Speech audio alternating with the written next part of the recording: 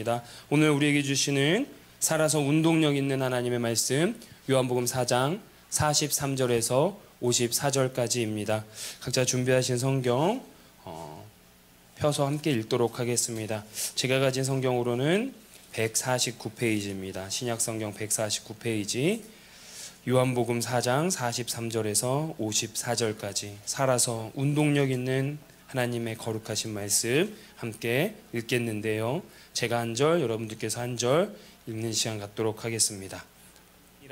아멘. 우리 앉으시면서 앞뒤 적어도 네 분과 함께 인사하겠습니다. 잘 되고 있습니다. 더 좋은 일이 생길 것입니다. 와, 오늘 어제 또 만나서 인사했던 우리 학부모님들도 오셨고 또 그냥 마음속으로만 그리워하던 저희가 너무 사랑했던 제가 가르쳤던 청년이 하나님께서 오늘 아침에 저희 가운데 특별히 저희 부부 가운데 선물처럼 보내주셨어요. 우리 강형구 형제랑 그 셀리 자매 할렐루야. 네, 잠깐 일어나서 인사 한 번만 해주실까요? 네, 그냥 그 자리에서만 인사만 해주세요. 예, 환영으로 박수해 주시면 감사합니다. 네, 정말 사랑하고 아끼는 청년인데 그러하기에 예, 진짜 기도하는 청년이었는데 오늘 이렇게 보내주셨어요. 아침에 이렇게 기도하는데 하나님 오늘 누굴 보내주실 거예요?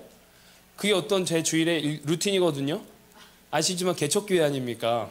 예, 그래서 하나님 오늘은 또 누굴 보내주시겠습니까? 때로는 우리끼리 예배 드릴 때도 있지만 깜짝 선물로 이렇게 보내주실 때가 있는데 그리고 우리 또 지원 자매님, 또 예은 자매님, 또 우리 그 해나 브라이언 어머님 선물과 같이 또 함께 예배 드리게 돼요. 루아 어머니, 네, 반갑고 감사하고 좋습니다. 할렐루야. 여러분, 한 가지 광고가 좀 빠졌는데 8월 28일 마지막 주일에 저희 교회의 중요한 의사결정을 해야 되는 사안이 있습니다. 그래서 8월 28일 주일 끝난 후에 저희 교회에 등록되어 있는 성도님들 함께 더 힐 전가족 회의 제가 주보 광고에는 드렸습니다. 그래서 참고해 주시고 우리 기도해 주시고 참석해 주시면 감사드리겠습니다. 자, 오늘 말씀의 제목을 한번 보겠습니다. 한번 읽어보시겠습니까? 시작.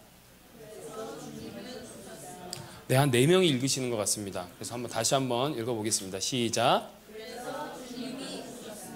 그래서 주님은 오셨습니다. 라는 제목으로 오늘 하나님의 말씀 나누어 보도록 하겠습니다. 자신이 환대받지 못할 줄 알면서도 이 땅에 오신 게 예수님이세요. 예수님이 이 땅에 오셔서 자신이 왕이 되고 영광을 받기 위해서 이 땅에 오신 것이 아니라 이미 오시기 전부터 이미 주님 다 아시고 내가 박해받고 거절당하고 환대받지 못할 걸 알면서도 이 땅에 오신 그 주님을 우리 다시 한번 돌아보았으면 좋겠습니다. 사랑과 긍휼의 마음으로 구원의 계획을 이루시기 위해서 이 땅에 오신 거잖아요. 그리고 그 마음을 가지고 오늘 본문의 갈릴리로 향하는 예수 그리스도를 한번 집중해서 관찰하고 살펴보면서 우리 가운데 오신 예수님은 어떤 의미가 있고 우리 삶 가운데 어떠한 위로와 능력을 받아야 되는지 오늘 말씀을 통해서 여러분들과 함께 잠시 상고해 보고자 합니다. 여러분 처음 시작 우리 고향 얘기도 한번 해볼까요? 나의 살던 고향은 여러분들 고향은 어디이신가요? 미국이신 분도 있죠? 없나? 일부에 어떤 한 우리 선생님이 미국인 줄 알았는데 한국이라고 그러더라고요. 그래서 여기에 미국인데 한국인 같은 분들이 있고 한국인 것 같은데 미국에서 태어나신 분들도 있고 그렇습니다. 여러분 고향 생각하면 어떤 것이 떠올려집니까? 여러분 제가 고향하면 생각나는 아주 유명한 노래가 있는데 우리가 전세대 예배다 보니까 이 노래를 아실 만한 사람도 있고 어쩌면 모를 사람도 있다 생각됩니다. 이이십니다. 들어보셨나 모르겠습니다. 나의 살던 고향은 꽃피는 산골. 이걸 모르는 사람이 있겠죠. 한국에서 설교하면 이거 모르면 안 되거든요. 근데 여기서는 이거 모르시는 분들이 있을 것 같은데요. 그렇죠? 다 아시는 것 아니면 모르는 것 아무 표정 안 해서 자신의 답을 숨기고 있는 건지 모르지만 여러분 한번 들어볼까요?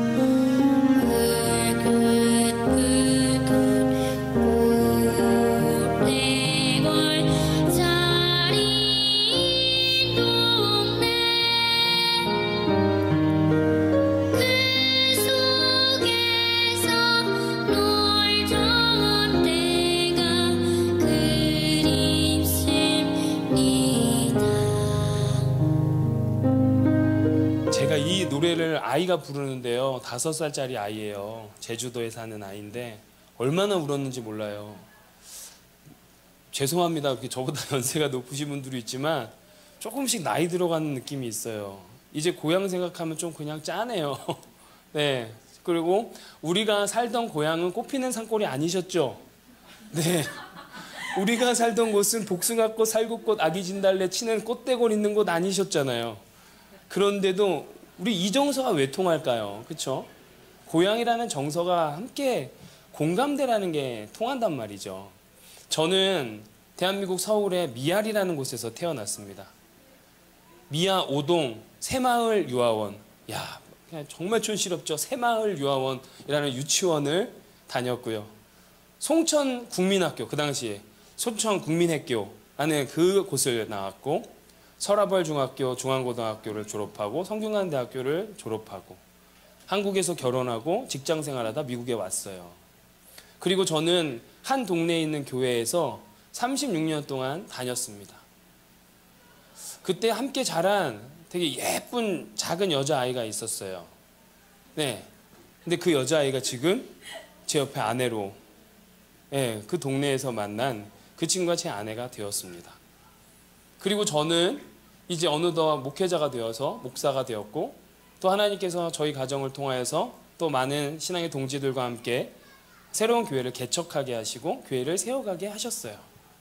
그런데 제가 동네, 고향을 생각하면요, 그 교회가 가장 먼저 떠올라요. 그 교회에서 자랐던 성경학교 했던 기억들, 또 중고등학교 때 어둡게 방황하던, 그런데 아이러니하게 교회에 있었던 그 기억들, 대학교 때 예수 그리스도를 뜨겁게 만나고 그곳에서 신앙생활을 했던 것, 또 우리 아내를 만나 결혼을 하고 아이를 낳고 가정을 꾸렸던 그 교회가 저에겐 고향 같은 곳입니다. 그런데 그 고향 같은 교회 안에서, 그 동네에서 좋은 기억만 있는 건 아니거든요. 행복하고 기쁘고 즐겁고 신났던 기억도 있지만, 또 고향을 생각하면 아프고 슬프고 또 탁하고 어두운 기억들도 있습니다. 우리는 고향 가운데 여러 가지 생각들과 감정들이 섞여 있는 것 같아요. 그래도 고향을 생각하면 그리운 건 또 어쩔 수 없는 것 같아요. 오늘 예수님은 본문 말씀을 통하여서 선지자가 고향에서 대접을 받지 못한다 얘기하십니다. 그래서 생각을 해봤어요. 그래서 고향 얘기로 한번 시작해 보는 거예요. 제가 고향 같은 교회를 가면 어떨까요? 그 어린 우진이가 와가지고 제가 설교를 해? 제가 걔야? 막 이럴 것 같죠? 어우, 제법인데 뭐 이런 얘기들이 나오지 않을까 생각이 됩니다. 그렇죠? 그래서 마냥 저를 반가워만 해줄까? 놀라기도 할 것 같고 때로는 어색하기도 할 것 같고, 저도 제 입장을 생각하면 함께 자랐던 어르신들을 만났을 때 뭐 어떨지 모르겠어요. 그리고 함께 즐겨 놀던 제 친구들, 선배, 후배들을 만났을 때 좀 민망하기도 하고 쑥스러울 것 같기도 합니다. 어쨌든 선지자가 고향에서 대접을 받지 못하고 높임을 받지 못한다는 이 맥락으로 오늘 말씀을 살펴봤으면 좋겠어요. 잘 생각해 볼까요? 우리요, 트로트가 대한민국에 지금 한창 열기가 불었죠. 트로트 좋아하시는 분 있으십니까? 오직 예수라 아무도 대답을 안 하시지만 저는 좋아합니다. 가끔 좋아합니다. 저도 한국의 트로트 그 오디션 프로그램을 보면서 푹 빠졌거든요. 트로트에. 그리고 오디션 경험에서 뭐라고 그러죠? 일명 빵 뜬, 진짜 하루아침에 빵 뜬 여러 트로트 남자 가수들이 있는 건 아시죠?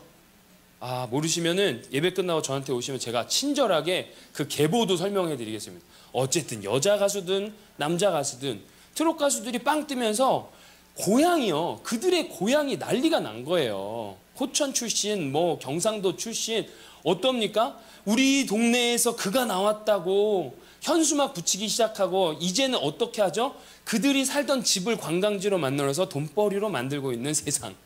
그렇지 않습니까? 스포츠 스타가 딱 떴어요.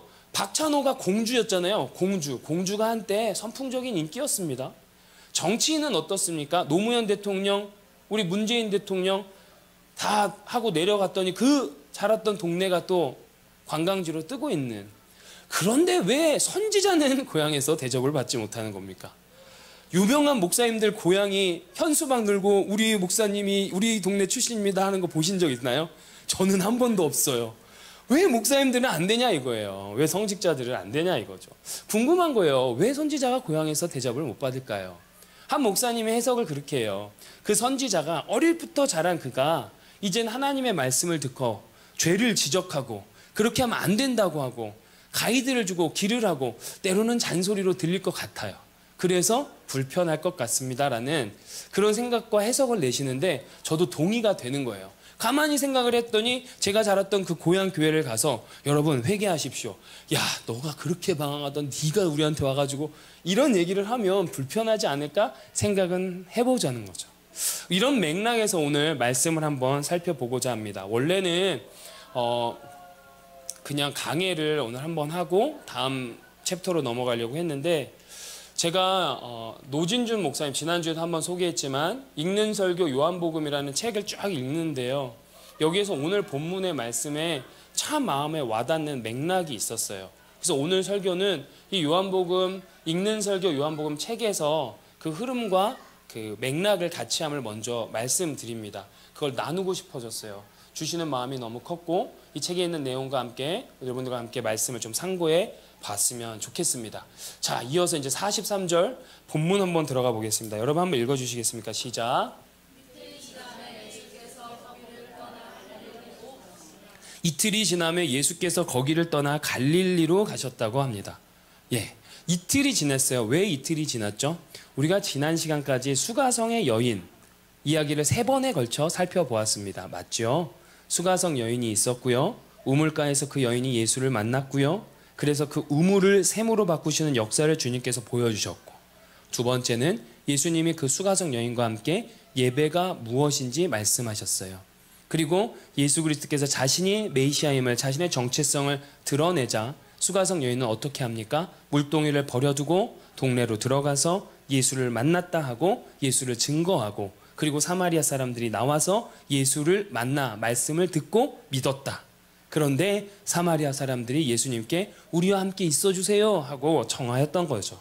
그래서 예수님은 이틀을 더 거기서 유하였다고 하는 것이 전까지의 내용입니다. 그리고 그 이틀이 지나 거기 사마리아 지역을 떠나 갈릴리로 가시기 시작한 거죠. 이어서 44절입니다. 친히 증언하시기를 가시면서 선지자가 고향에서는 높임을 받지 못한다 하시고, 제가 처음에 고향 얘기를 하면서 오늘은 저희는 44절과 45절을 중점적으로 한번 말씀을 상고할 것입니다. 예수님은 선지자가 고향에서 높임을 받지 못한다 하셨는데 이 말씀 요한복음 4장 44절의 말씀은 마태, 마가, 누가 공관복음의 공이 다 나오는 내용입니다. 그러나 공관복음에 나오는 표현과 요한복음에 나오는 표현이 같다 하더라도 접근과 시각은 다릅니다. 먼저 누가복음을 볼까요? 누가복음에 예수님께서 똑같이 선지자가 고향에서 높임을 받지 못한다고 말씀하시는데, 동네에서 회당에서 가르치시고 예수님께서 선지자가 고향에서 높임을 받지 못한다 하니까 누가복음 기자는 그 예수를 사람들이 끌고 나가 낭떠러지로 떨어뜨려 죽이려 했다고 기록하고 있습니다. 그래서 예수님은 거기를 떠나 가버나움으로 이동하시죠. 누가복음은 이렇게 기록하고 있고요. 마태복음과 마가복음을 보면 예수님이 똑같이 갈릴리의 회당에서 가르치시는데 사람들이 예수를 믿지 않았다 합니다. 예수님을 박해하고 환영하지 못하는 모습을 그려내고 있고, 그래서 예수님께서 그들이 믿지 않은 고로 능력을 많이 행하지 않았다라고 표현하고 있습니다. 이렇게 공이 마태, 마가, 누가복음에서는 예수님께서 선지자가 고향에서 높임을 받지 못한다는 말씀과 함께 배척을 당하시고 환영을 받지 못하시고 배격을 당하시는 모습을 그려내고 예수님은 거기서 떠났다라고 표현하고 있어요. 근데 요한복음은 똑같이 선지자가 고향에서 높임을 받지 못한다 얘기하시면서 어떻게 하십니까? 갈릴리로 들어가셨다라고 얘기합니다. 이게 굉장히 큰 차이죠. 공관복음은 이 말씀을 하시고 떠나셨는데 요한복음은 이 말씀을 하시면서 들어가셨다라는 거예요. 여기에서 저는 궁금해지는 겁니다. 왜 다른 걸까? 저자 요한은 무엇을 우리에게 오늘 얘기하고 싶었던 걸까? 저는 상상해 봤습니다. 추론해 봤어요. 나중에도 다시 한번 말씀드리겠지만 마태, 마가, 누가의 그 시점은 예수님께서 이 말씀을 하신 시점, 회당에서 사람들을 가르쳤던 시점은 사역 초기 시점일 것이다. 그러나 요한복음에 이 말씀을 하시는 시점, 예루살렘에서 사역을 하시고 사마리아 수가성을 지나서 갈릴리로 들어가는 시점은 훗날 사역의 후기 시점일 것이다 라고 추론을 해보기 시작합니다. 그러면 조금 맞아 떨어지거든요. 자, 이런 관점을 가지고 사도 요한, 저자 요한은 우리에게 어떠한 이야기를, 어떠한 메시지를 던지고 싶었던 건지 조금 더 들어가 보겠습니다. 45절 말씀 한번 읽어보겠습니다. 시작.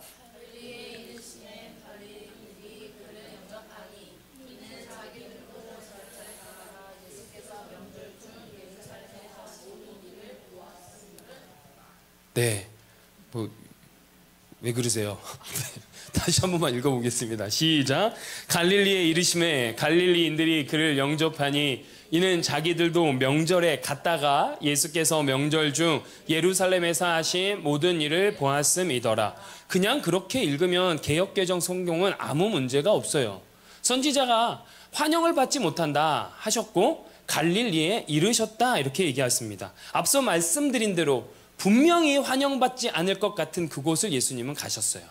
여러분, 지난 설교 3번의 설교를 저와 듣지 못하셨더라도 쉽게 이해가 되는 게, 사마리아 지방이 어떤 지방입니까? 유대인들이 밟지도 않고 쳐다도 보지 않는 지방입니다. 돼지와 개 취급하는 사람들이 살던 곳인데, 대부분의 유대인의 남자들은 베레아 지역을 우회하여서 갈릴리 지역으로 들어감과 반면에 예수님은 직진을 하시고 사마리아 성으로 들어갔죠.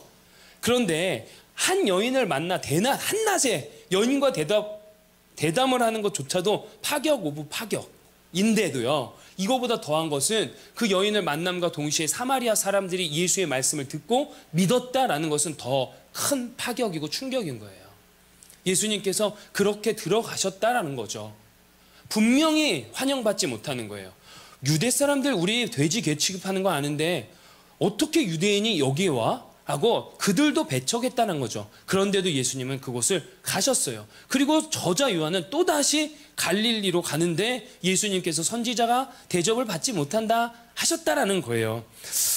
주님이 원래 계획하고 계셨던 갈릴리로 가시는데 다른 공간복음에서는 배척받고 환영받지 못하니까 그냥 잠깐 머물다가 떠났을 거라고 우리는 생각하지만 저자 요한은 완전히 반대를 얘기하고 있단 말이에요. 그렇기 때문에 44절과 45절을 우리가 다시 한번 유심히 보아야 할 필요가 있는 거예요. 그런데 44절은 요한복음 4장을 해석하는 데 있어도 굉장히 난해한 구절입니다. 이것을 어떻게 해석해야 되는지 많은 신학자들이 지금도 얘기하고 있는 구절이에요. 그리고 45절은 어떤 내용이냐? 이런 거죠. 44절과 45절을 보면 이렇게 연결시킬 수 있습니다. 선지자가 고향에서는 높임을 받지 못하였다 하셨다.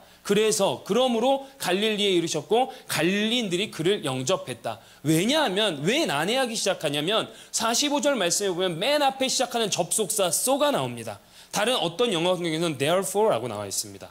원어 성경에는 운이라는 접속사를 씁니다. 이거의 뜻은 그래서, 그러므로, 따라서, 그러했기 때문에 라는 접속사가 있는 거예요. 자, 그렇다면 44절에 선지자가 고향에서는 높임을 받지 못한다 하셨다. 그래서, 그러므로 갈릴리에 이르셨다. 말이 됩니까? 말이 잘 안 되는 얘기예요. 환영을 받지 못하면 가면 안 되는 것이 세상의 이치 아니겠습니까? 나를 환영하지 않는 곳에 내가 갈 이유가 없는데 환영을 받지 못한다 하는데 그래서 그렇기 때문에 therefore so 그래서 예수님은 가셨다라는 겁니다. 또 하나는 이렇게 우리가 또 해석해 볼 수 있겠죠. 예수님은 선지자가 고향에서는 환영받지 못한다고 하셨다. 그러나 갈릴리에 가셨을 때 사람들이 예수님을 영접했다. 이것이 조금 더 이해 가능한 문장 아니겠습니까? 맞지 않아요? 원래는 우리의 상식과 우리의 기준대로 하면 이걸 이해를 할 수 있을 것 같습니다. 분명히 갈릴리로 향하시면서 선지자는 환영받지 못한다. 그러나 실제로 갔더니 어때요? 갈릴리 사람들이 환영하고 영접했다고 45절은 기록하고 있어요. 왜요? 예루살렘에서 본 이적과 표적과 기사 때문에요. 그렇다면 예수님이 말씀하셨던 선지자가 고향에서 환영받지 못한다는 그 말은 틀린 거 아니겠습니까? 아니면 예수님이 말씀하신 그것은 예수님은 갈릴리를 향하여서 선입견을 갖고 있는 건 아니었겠습니까? 하고 우리는 생각해 볼 수 있겠죠. 그러나 저자 요한은 이것을 얘기한 것 같진 않습니다. 예수님께서는 분명히 고향에서 높임을 받지 못한다 하셨어요. 그리고 그렇기 때문에 갈릴리에 이르셨다 말씀하십니다. 우리가 이걸 어떻게 바라봐야 되는 거냐면, 선지자가 고향에서 높임을 받지 못한다는 것은 유대인들에게 굉장히 흔한 속담인 거예요. 예수님도 그 속담을 알고 계신 거죠. 내가 선지자가 고향에서는 높임을 받지 못한다는 걸 알아. 근데 그렇기 때문에 내가 내 고향 갈릴리로 간다라고 말씀하시는 거죠. 우리는 이렇게 해석을 하면 44절과 45절의 해석이 자연스러워지고 조금 더 이해 가능한 범위로 들어오게 됩니다. 그러나가 아니라 그래서, 그렇기 때문에 예수님이 가신 거예요. 자신을 환영하지 못한다 하여서, 자신을 반겨주지 않는다 하여서 예수 그리스도께서 갈릴리를 자신의 구원 계획과 은혜와 은총의 범위 안에서 배제시키고 제외시키고 유기시켰다면 어땠을까요? 여러분들 가운데 예수님을 환영하지 않고 예수님을 그 예수 그리스도로 받아들이지 않는다 하여서 여러분들을 예수 그리스도의 그 구원의 계획과 영광과 은혜와 은총의 그 범위와 계획 가운데 제외시켰다면 여러분들 어떠실 것 같아요? 우리는 오늘 이 말씀을 통해서 이 질문을 해야 되는 거예요. 예수님은 분명히 아셨어요. 자신이 이 땅에 오면서 내가 창조한 나의 피조물들이 나를 알아보지도 못할 거고, 나를 영접하지도 않을 거고, 나를 인정하지도 않을 걸 알아. 그래도 내가 이 땅에 왔다. 그래서 이 땅에 왔다. 그렇기 때문에 이 땅에 왔다고 저자 요한은 1장부터 그렇게 핏대를 세워가면서 얘기하고 있는 것입니다. 그리고 저자 요한이 말씀하세요. 세상이 그를 알지도 못하고 세상이 그를 영접하지도 못했으나 그의 이름을 믿는 자에게 하나님의 자녀가 되는 권세를 주셨다 기록한 것입니다. 그 관점에서, 그 맥락에서 오늘의 말씀을 보면 우리는 이제 조금 더 실마리를 풀어갈 수 있는 거죠. 여러분, 세상은 반대와 고생과 고통과 역경을 피하는 것이 맞다고 얘기합니다. 그것이 지혜롭다고 얘기하죠. 맞지 않습니까? 우리들의 자녀들이 공부 열심히 해서 왜 좋은 대학 갔으면 좋겠다고 생각하십니까? 박명수가 이런 얘기를 했어요. 굉장히 큰 명언이라고 생각하는데, 박명수가 한번 나와서 예전에 이런 얘기 하더라고요. 야, 공부 열심히 해. 공부 열심히 해야 더울 때 시원한 데서 일하고 추울 때 따뜻한 데서 일해. 공부 열심히 안 하면 더울 때 진짜 더운 데서 일하고 추울 때 정말 추운 데서 일한다. 이런 얘기를 해요. 이게 세상의 가치 아닙니까? 우리가 공부를 열심히 하고 취업을 잘하고 돈을 잘 벌고 좋은 직장에 들어가려고 하는 이유는 그런 거 아닙니까? 세상은 나를 거절하고 나를 반대하고 나를 거부하고 나를 핍박하고 나를 인정하지 않고 무시하지 않는 사람을 만나지 말라고 얘기하고 있어요. 근데 예수님은 도리어 반대의 길을 걸어가신다라는 거죠. 제가 한국에서 목회자가 되겠다고 오면서 사람들이 저한테 가장 많이 했던 얘기가 뭘까요? 좋게는 대단하십니다예요. 와, 대단하십니다. 어떻게? 선교사로 가는 경우도 한번 생각해 볼까요? 선교사로 간다 하면 어떻습니까? 죽음의 고통을 무릅써야 합니다. 그렇죠? 배고프기도 해야 되고 가난도 있어야 되고 역경도 있어야 되고 질병의 위험도 있고요. 그렇죠? 잠도 못 잘 거고요. 여러 가지 있지만 선교사를 갈 때 그게 쉽지 않은데 라고 얘기합니다. 맞죠? 근데 거기 바탕에 깔려있는 우리의 논리와 지혜는 뭡니까? 결국 가지 말라. 쉽게 잘 살아라 하는 원리가 있다는 거예요. 그러면 세상의 원리와 논리에 비쳤으면 예수님은 잘못된 거 아니겠습니까? 북한 선교를 하셨던 한충렬 목사님이라고 중국 장백에 장백교회를 개척하시고 사역하셨던 목사님이 있습니다. 2016년에 김정은이 조직한 암살단에 의해서 무참히 암살되고 살해되었어요. 그런데 그분이 살해되고 순교하시고 난 후에 그분의 진가가 드러나기 시작하는 거예요. 그분이 무슨 사역을 했냐면 탈북자들을 도와주는 사역을 했어요. 아무 말 없이 도와줘요. 아무 말 없이. 북한 사람들은 목사, 선교사를 승냥이라고 표현합니다. 가까이도 가면 안 된다. 처음에는 양해탈을 썼지만 나중엔 승냥이가 되어서 네 간을 빼먹는다. 그래서 많은 탈북자들이 두려움을 가지고 그 목사님을 만나는데 만나면 만날수록 그 목사님을 통하여 예수를 보기 시작한 거예요. 하나님을 만나기 시작한 거예요. 그래서 탈북자들이 어떻게 합니까? 다시 북한으로 들어갑니다. 자신이 들어가면 죽을 줄도 알고 자신이 들어가면 그 고통을 받아야 됨에도 알고 그래도 예수의 사랑을 경험하니 선교사들이 자기에게 사명이 부어지고 그 사명 따라 북한으로 다시 들어가는 거죠. 예수님의 사명은 내가 환대받지 못한 걸 알면서도 환대받지 못했기에 오히려 그러므로 갈릴리에 들어가셨다는 거예요. 우리 교회를 개척하면서 참 많이 들은 얘기가 있습니다. 무슨 얘기인지 아십니까? 사람 조심하십시오입니다. 사람 조심하십시오. 또 어떻게 인스타그램을 보고 하시는지 전화가 옵니다. 우리 교회를 거쳐간 사람들 중에 거기 그분이 가셨더라고요. 예, 여기 있지 않아요. 걱정 마세요. 지나간 어떤 사람을 보고 연락이 왔어요. 그러면서 하는 말, 목사님 그 사람 조심하세요. 그 사람 좋지 않아요. 이런 얘기 듣습니다. 사람 조심하십시오. 오늘의 말씀을 비추어 봤을 때 전 마음이 참 힘들었습니다. 우리 교회의 존재 목적은 그게 아니지 않겠습니까? 우리 교회에 좋은 사람만, 착한 사람만, 선한 사람만, 양심 있는 사람만 오는 것이 우리의 교회일까요? 우리 교회의 존재 목적이 그거일까요? 아니라는 거죠. 여러분, 그러므로 예수님은 오셨어요. 자신이 죽을 걸 알면서도, 자신을 죽일 걸 알면서도 그들에게 가셨어요. 그래서 주님은 오셨어요. 그렇다면 이것을 우리에게 적용한다면 그는 참 문제가 많은 사람이더라. 그래서 주님이 그를 찾아가셨더라. 그가 참 문제가 많은 사람이더라.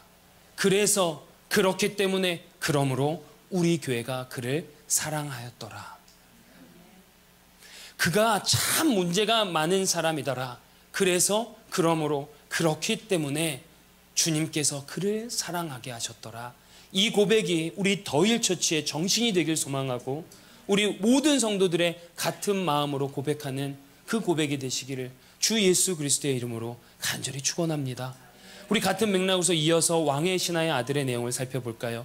이제 43절부터 45절 이어서 46절부터는 왕의 신하의 아들 이야기가 나옵니다. 왕의 신하가 어느 날 갈릴리에 이르셔 가나에 계시는데 가버나움이라는 지역, 지금 기준으로는 30km에서 34km 정도 떨어진 지역에서 막 걸어서 옵니다. 이틀 거리입니다. 그 거리를 왔습니다. 왜 왔습니까? 자신의 아들을 고쳐달라 하기 위해서 왔습니다. 예수님께 저희 아들 좀 고쳐달라고 하면서 왕의 신하의 아들이 왔습니다. 그리고 예수님께서 내 아들 고쳐달라 하니까 하시는 말씀입니다. 48절 크게 한번 읽어주십시오. 시작.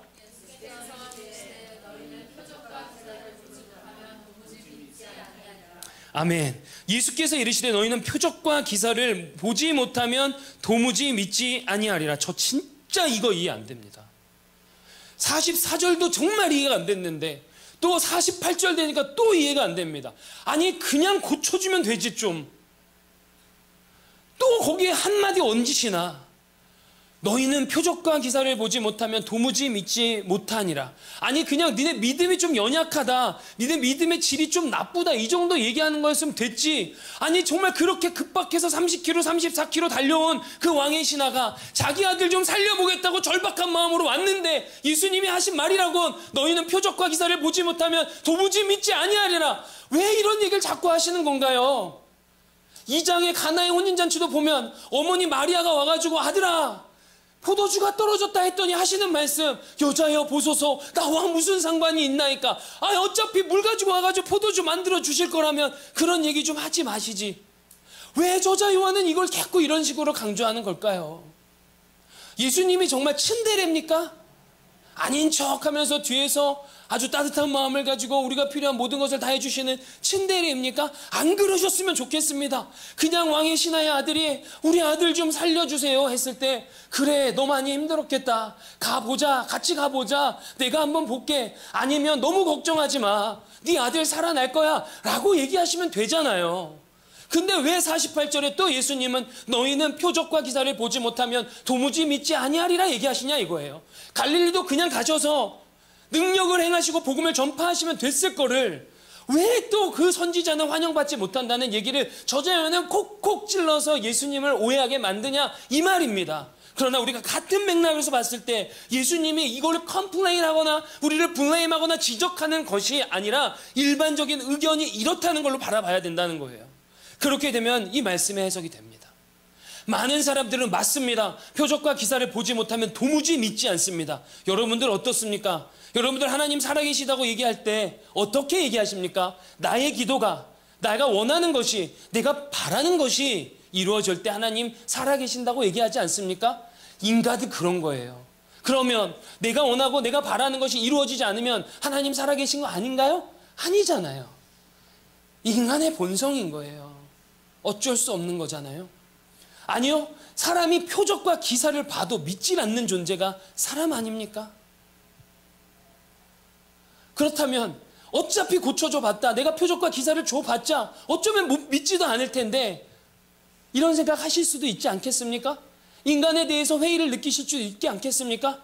인간적인 예수님이라면 나를 환영하지도 않고 나를 영광스럽게 생각하지도 않고 나를 높이지도 않는 자들, 내가 어떤 일을 해도 나를 믿지 않는 자들에게 섭섭해 하셨을 수도 있지 않겠냐라는 거예요.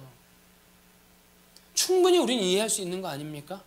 우리가 예수님 너무 오해하는 거 아닌가요? 예수님은 내 소원, 내 기도 제목 다 들어줘야 되는 알라딘의 지니 같은 자? 그런 분 아니잖아요. 그런데 예수님이 이 말씀을 하신 건 진짜 그렇게 딴지 놓는 장난기 많은 분이 아니라 사람들의 본성은 그렇다는 거예요. 그런데 그러므로 우리 가운데 오신 예수님이 똑같이 왕의 신하의 아들을 고쳐주는 사건을 통하여 그 모습을 그대로 보여주고 있습니다. 49절에 신하가 이르되 그래도 주님 내 아이가 죽기 전에 내려오소서. 이 왕의 신하의 아들은 믿음에 관심이 있습니까? 아들에 관심이 있습니까? 오직 아들 하나에만 관심이 있습니다. 자신의 믿음은 아무 상관이 없어요. 지금 아들 하나만 살리기에만 집중이 되어 있는 거예요. 우리의 모습도 마찬가지 아닙니까? 하나님 이것만 해주세요. 이것만 해주세요. 내 믿음을 생각하지 않고 예수님이 이 땅 가운데 어떤 모습으로 왔는지 생각하지 않은 채 내 시도, 내 기도의 제목, 내 소원만 바라보고 있는 거예요.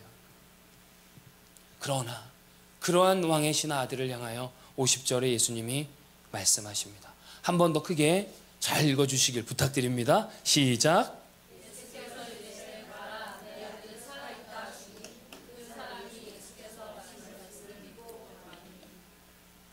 아멘. 예수께서 이르시되 가라 네 아들이 살아있다. 동일한 주님의 마음을 우리 함께 느꼈으면 좋겠어요. 갈릴리에서 환영받지 못한다는 거 그 일반적인 말 나 안다. 그래도 내가 간다. 사람들이 표적과 기사를 보고도 나 잘 안 믿는 거 나 안다. 그래도 가. 걱정하지 마. 네 아들 살아있어. 주님이 우리를 향하신 긍휼의 마음, 우리를 향하신 그 어쩔 수 없는 사랑하시는 마음, 이 마음을 저는 오늘 공유하길 원하는 것이었어요. 이 말씀을 통하여 우리가 그거 보았으면 좋겠습니다. 선지자가 고향에서 대접받지 못하고 환영받지 못하고 영광받지 못하고 높임을 받지 못하고 아무리 그렇게 밤낮 주야로 불철주야 가르치고 선포하고 고치는 그 사역을 해도 사람들은 변하지 않고 믿지 않는, 그런데 그 사람들이 너무 불쌍하고 그 연약함과 그 부족함들이, 그 인생들이 너무나 안타까워서 주님께서 그래도 또 다시 고쳐주시고 사랑해주시고 끌어안아주시고 만져주시는 그 마음을 우리는 여기서 봐야 한다는 거죠. 그래서 주님은 오셨어요. 사람들은 나를 멀리하는 사람을 안 만나잖아요. 저도 참 부끄럽지만 저를 멀리하는 사람들, 저를 인정하지 않는 모임은 잘 안 가게 됩니다. 그러나 예수님은 어떠십니까? 멀리하니까 더 가까이 옵니다. 어두우니까 빛 대신 주님이 더 가서 비춰주시려고 하는 거니까. 오늘 이 본문의 깊은 이 진리를 우리가 함께 나눴으면 좋겠어요. 이것이 복음이에요. 그래서 주님은 우리에게 오셨습니다. 그래서 그러함으로 그렇기 때문에 우리가 환영하지 않았기에, 우리가 너무 어두웠기에, 우리가 너무 비참했기에, 우리가 어쩔 수 없기에, 우리가 받아야 할 그 형벌이 너무나 참혹하고 가혹하기에 처참하였기에 예수님은 그래서 자신이 죽을 걸 알면서 그 죽음은 예정된 그 죽음 기꺼이 받아들이고 오시고 십자가의 길 가시고 부활의 소망을 주심을 믿기를 소망합니다. 아멘. 말씀 마무리했으면 좋겠어요. 죄인이라서 우리 가운데 오셨어요. 여기 있는 모두가 죄인입니다. 예수께서 대답하여 이르시되 건강한 자에게는 의사가 쓸데없고 병든 자에게라야 쓸데있나니 내가 의인을 부르러 온 것이 아니요 죄인을 불러 회개시키러 왔노라. 아멘. 예수님이요 의인을 부르러 온 게 아니래요. 죄인을 부르러 오셨다 말씀하세요. 우리는 더러우면 피합니다. 더러우면 멀리합니다. 그러나 예수님은 더럽기 때문에 더 가까이 오십니다. 제가 더럽기 때문에 더 끌어안으십니다. 우리는 우리에게 잘못한 자들을 멀리합니다. 그러나 예수님께서는 우리가 잘못함을 그렇기 때문에 더 다가오십니다. 우리는 우리를 멀리하는 사람들을 우리가 더 멀리하려고 합니다. 나한테 한 발짝 떨어지는 사람들이 있으면 나는 2발짝, 3발짝, 5발짝, 10발자국 떨어집니다. 그것이 가족이고 부모여도 나를 미워한다는 걸 아는 순간 그런 게 사람입니다. 그런데 예수님은 자신을 미워하는 거 알면서도 더 열정적으로, 더 기꺼이, 그래서 그렇기 때문에 우리 가운데 오셨어요. 여러분, 오늘 이 시간 저와 예배를 처음 드리시는 분들이 있을 거고 함께 예배 드리는 분들도 있지만 이 시간 주님의 사랑이 그렇게 잘 안 느껴지거든. 오늘 이 말씀을 통하여 그 사랑을 다시 한번 회복하기를 주의 이름으로 축복합니다. 성령께서 부족한 종의 입술을 통하여 말씀을 통하여 여러분들의 마음을 위로하시고 예수 그리스도가 그렇기 때문에 너한테 온 거야. 너가 믿지 못하기 때문에 온 거야. 너가 연약하기 때문에 온 거야. 하는 그 마음의 그 음성을 여러분들 심령 가운데 들으시기를 소망합니다. 그리고 혹은 또 삶에 있어서 내가 어떠한 방향으로 나아가야 될지 모르는 사람들 있거든. 우리 주님 따라가기로 작정 한번 해보시지 않겠습니까? 예수님이 그렇기 때문에 그러함으로 그래서 오셨듯이 이제 나도 그렇기 때문에 그러므로 가는 겁니다.